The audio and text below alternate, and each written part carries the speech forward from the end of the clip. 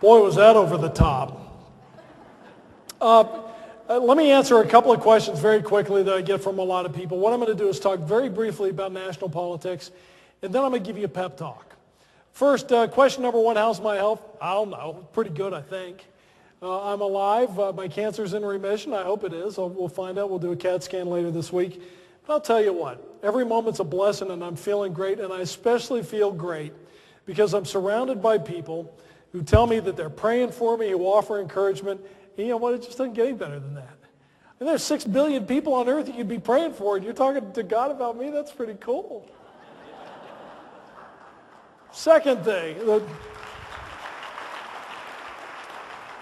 second question I get a lot, what's it like to work with the president? I want to tell you something. One of the great honors of my life was to be the press secretary for George W. Bush. I was the director of speech writing for his father, whom I also love, but I want to tell you about this guy right now. George W. Bush is a guy who, to use one of his own terms, is frequently misunderestimated.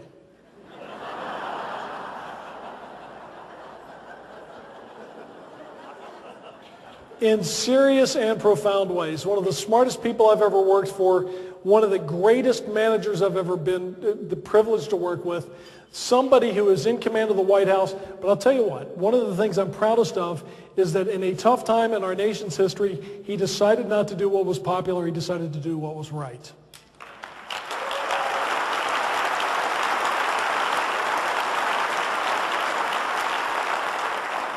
And I, like many others at the White House, would be from time to time alone with the president in the Oval Office, and we would say simply, we're proud to work for you. He's a great guy. Let me give you 2 stories that sort of capture the nature of George W. Bush. Things that sort of peek behind the scenes that you may not expect. Story number 1. We're at Crawford last summer, and the president was about to go off on one of these bike rides he does. I don't know if you've ever seen or heard about him. This actually is a form of assisted suicide. He gets on these bicycles and he goes down these 18-inch wide tracks, hurtling over a hill and dale, down steep declines, up steep hills, over rocky canyons, through grasslands, the whole bit. And so I looked at it and said, well, you know, that looks kind of fun. I was kissing up. You know, classic Abe kissing up. And so he listens and he goes, mm-hmm. I get back to my hotel room that afternoon. There's a phone call. It's the president. Snowbird! Yes, sir. What are you doing? Talking to you, sir. Well, come on back here, son. Let's saddle him up. I said, what are you talking about? He said, it's your time to ride. I said, well, I don't, you know, I'd really love to, but I don't have any riding shorts. Turns to his aide, Jared Weinstein, says, Jared, you got shorts? Yes, sir. I said, T-shirt. He said, don't even think about it. Come on down. So what happens is we go out and we get on one of these bike rides. You got the president, you got the Secret Service, these big muscular studs. They've all got the fancy bikes and the clip-on shoes, and you know they're all, you know, it's like watching guys before a football game. They're all ready, and I'm sitting there thinking, I am so toasted. Never done this kind of thing before. I'm wearing my big old clunky running shoes. And so we get on, and I'm borrowing one of his bikes, one of the president's bikes. I'm going to commit suicide on one of the president's bikes. So off we go, and I said, you know what, I'm not going to let these guys leave me in the dust. So I'm taking off, and I'm charging, and I'm keeping pace with them. And this was about a 13-mile ride. About 2/3 of the way through, the president looks back and goes, Snowbird, you're doing okay. I thought you would have fallen off a long time ago. Good job. I said, well, thank you, sir. He said, now we're going to have some real fun. So what do you mean?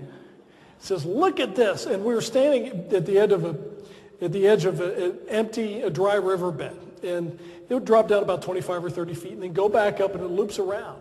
He says, watch this. He goes, woo! Boom, he takes off. He goes down the hill, up around, he comes back and says, that's great. And after that, all the Secret Service guys, woo! And all the ringers, woo! I'm at the back going, But I go down and it's really cool. I'm going to, I go over the riverbed and it's wonderful. And then heading up the hill, somehow a tree appears right in the middle of the trail. Woof. You hear me go, ooh. Snowbird, you okay back there? Yes, sir, but your wheel's a little bent up. That's okay, son, it'll ride. And so off we go again. You know, everybody's chugging away. Well, now, of course, my bike's going like this. You know, the front wheel's shimmying around. And I did, in fact, bring up the rear of the whole thing. But I want you to think what happened here. This is insight into George W. Bush, and one of the reasons I love him so much. Here I was kissing up. I'm sure theoretically there was some time in the dim and distant future when, you know, maybe I'd go to the gym for 2 months and get one of these fancy bikes and try out and get myself ready. No. He didn't wait. That afternoon he had me on the bike in Jared Weinstein's pants. And furthermore, he encouraged me in his own sort of towel-snapping way, but it was always with a good sense of humor. And he pushed me to do stuff that I never would have had the guts to try myself. And at the end of it all, there was a combination of good humor and encouragement. That, folks, is leadership.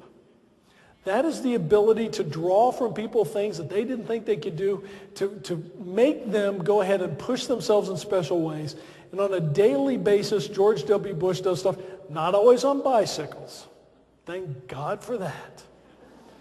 But there are many different ways in which he stretches and pushes. He's an extraordinary guy. Story number 2, my last day in the White House.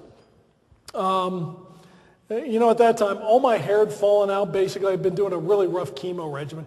It wasn't rough to me, but but the hair fell out in clumps. And if you saw me at the time, you know, my hair, it was shock white and really short, and I looked like death. I didn't think so. I thought I looked pretty good, but now I look back at the pictures and I say, wow, I know why people were so worried. But the president, we were going down to the FBI, I'm sorry, not the FBI, but the Marine barracks at Quantico. And we'd take the chopper down. We'd come back. We'll land on the south lawn of the White House. And there are 2 doors. You know, you see the president sort of march off and wave at the reporters and then salute and walk up the steps. There are 2 steps. There's sort of the president's stairs and the servant's stairs. And, of course, we all go up the servant's stairs. And as it lands, he says, Tony, come with me. Not Snowbird this time, Tony. Come with me. And the 2 of us walk down. I got to walk down the front stairs. It was so cool. And then we walk into the Oval Office, and he hugs me and says, I love you. I said, I love you too. That's a special guy. This is a president whose values have never abandoned him, whose faith has never abandoned him, who has never bemoaned the fact that as a wartime president, he's unpopular. He's somebody whose people did not defend his honor early on, and so there has emerged in American lore a notion that he's a dimwit or that he lied about the war. And people will find out in the fullness of time that they got a really special guy in the White House right now. And it is a real privilege to serve him. You want to know what he's like? He's one of those people who, when it counts, he's there. When I had cancer surgery last year, it was the people running the operators at Washington Hospital Center were going crazy because he and his father were calling. So now you can imagine an operator. It's President Bush on the line. Yeah. And it turns out to be President Bush. And then there's another call. It's President Bush on the line. I fell for that once. It's the other one. They're going nuts. They didn't know what to do, but the president kept calling and badgering, and of course, I was all drugged up, so I couldn't talk. But, you know, it's a real special honor in a tough time in this nation's history when we are faced with a lot of challenges to work for a man like him. One final note on politics for this year. I think John McCain's going to be the next president.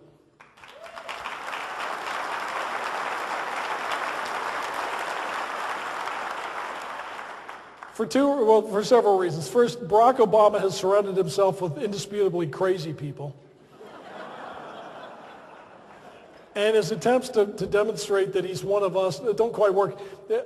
Did you see the fact that he went bowling? Did you get this? He went bowling and bowled to 37.